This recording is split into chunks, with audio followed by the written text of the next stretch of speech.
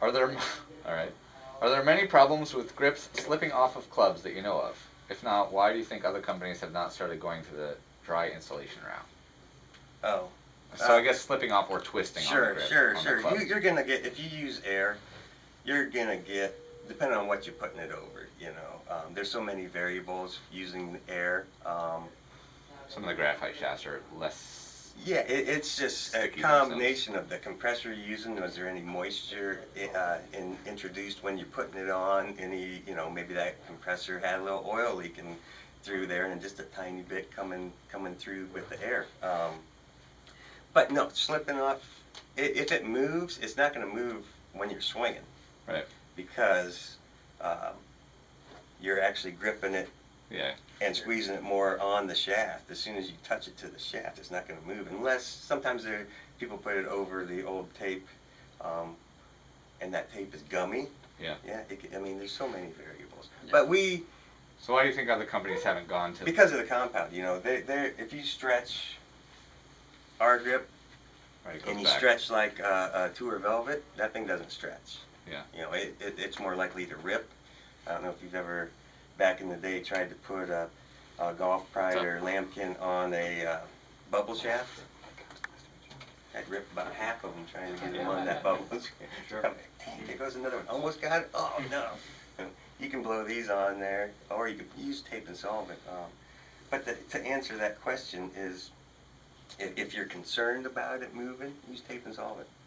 I mean, that's all there is to it. Yeah. We don't blow them on. The tour guys, they aren't gonna use air to put it on. They're gonna put tape and solvent.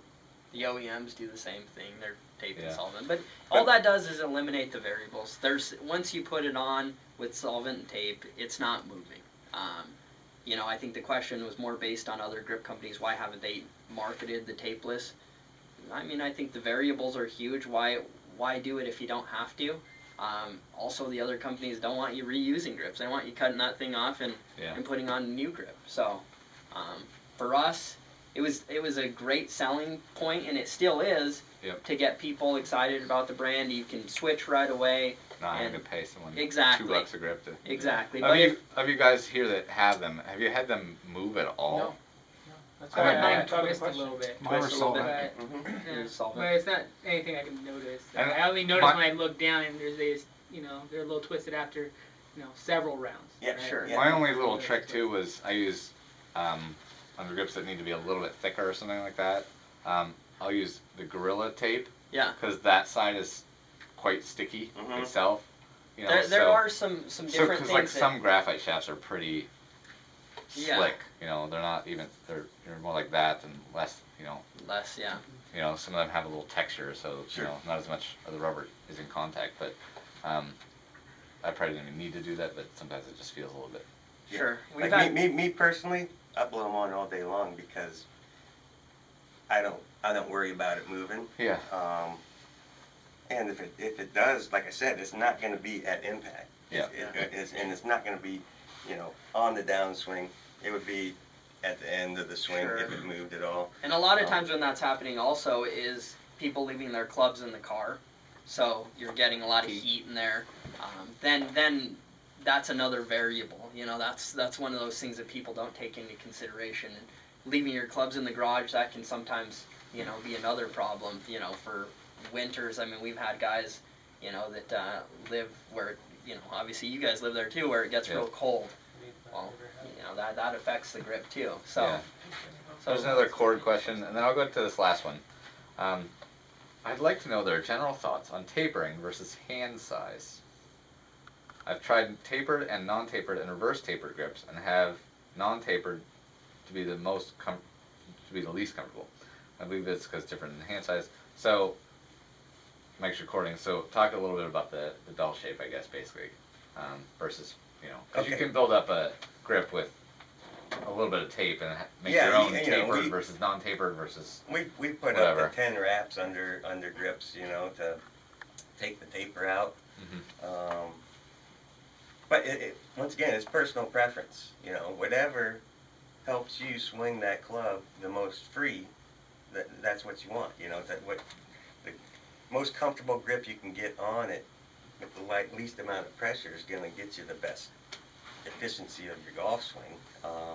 So it's all about being comfortable, feeling like it's not going to slip out of your hands, because obviously if something's going to slip out of your hands, you naturally want to grip it tighter.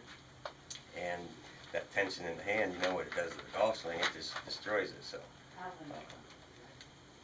but it's 100% personal preference. There used to be like an industry standard for grip sizing. They would take a measurement 2 inches down from the cap, and this is your standard undersize, oversize. And most companies pretty much strictly followed those guidelines. Now, once wind came in, you know, what's the shape of a wind grip? You can't really tell, because it's all the synthetic leather on the OD. Right. There's not much of a bell there. They're more straight. And now all the new grips with some straight grips, no taper, reverse taper. Golf is a personal everything with the game is about figuring out what makes you most comfortable to give you the most confidence in that swing. Sure. So, personal preference.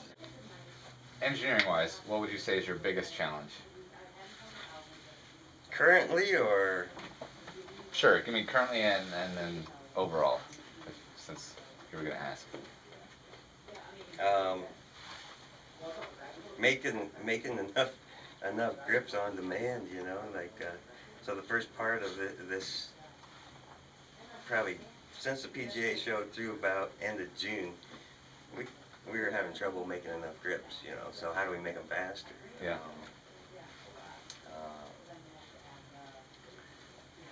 Engineering-wise, design-wise. Pre-game. Try it. Well,